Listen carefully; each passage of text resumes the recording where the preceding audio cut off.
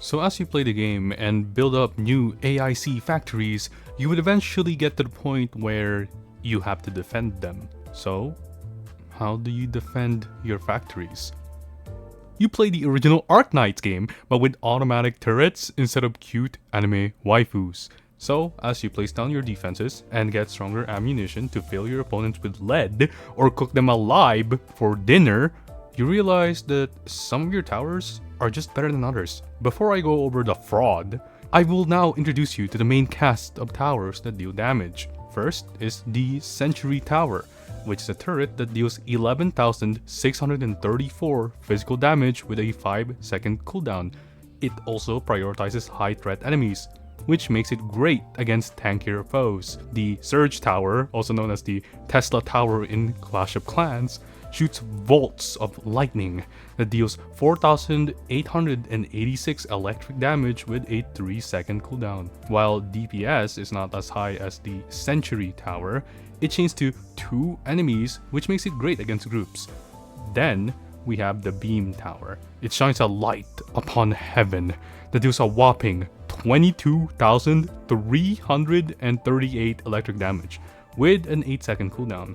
It deals way higher damage than the Sentry Tower, which makes it better, right?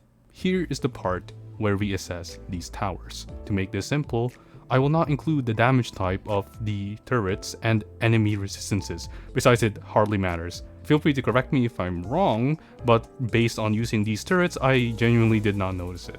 Let's get started. The Beam Tower will hit an enemy for 22,338 damage, then has to wait 8 seconds for another shot. The Sentry Tower will start at 11,634, and then after 5 seconds, it will deal 23,268, which is already more damage dealt than the Beam Tower since it still has 3 seconds before it fires another shot. So the Sentry Tower actually deals more damage than the Beam Tower before it fires another shot. But after that 3 seconds though, the Beam Tower severely outperforms the Sentry Tower with a whopping 44,676 damage. The Sentry Tower will need 2 more shots before it can outperform the Beam Tower, which it can do at certain time intervals. However, if you remember, the Sentry Tower prioritizes high threat enemies, which is ideal since you're already using the Surge Tower to deal with fodder enemies. To interrupt myself for a little bit here, the HE Grenade Tower exists and you can acquire the blueprint when you go to Wuling. I would have not said that the Surge Tower was the best choice for groups if I knew this thing existed prior. And also, yes, I can go to Wuling, I just choose not to because I'm exploring Valley 4. Beam Tower is slightly more inconsistent in this case, as it can waste that huge damage against some fucking fodder enemy, which actually makes the Beam Tower feel so much worse. You know, I initially thought that the Beam Tower is the biggest scam in Endfield during my initial test. It felt slower.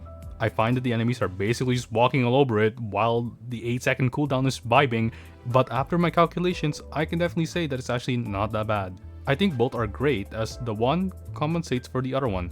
Wait, but the Beam Tower only requires 10 power, unlike the power-hungry Sentry and Surge Towers, which requires 20.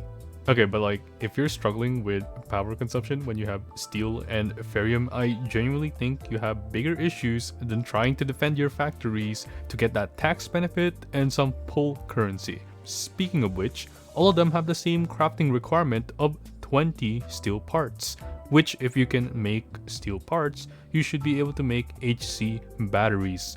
This is a huge upgrade in terms of power, so like I said, it hardly matters that some turret requires you to consume 10 more power.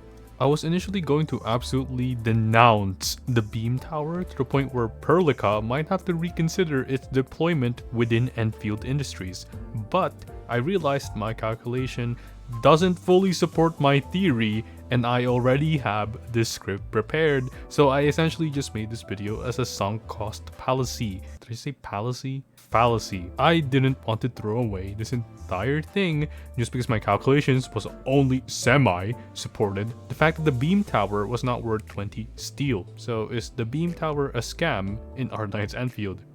No. but it's inconsistent, which makes it more situational than the Sentry Tower, despite its damage numbers. So what's the conclusion in all this?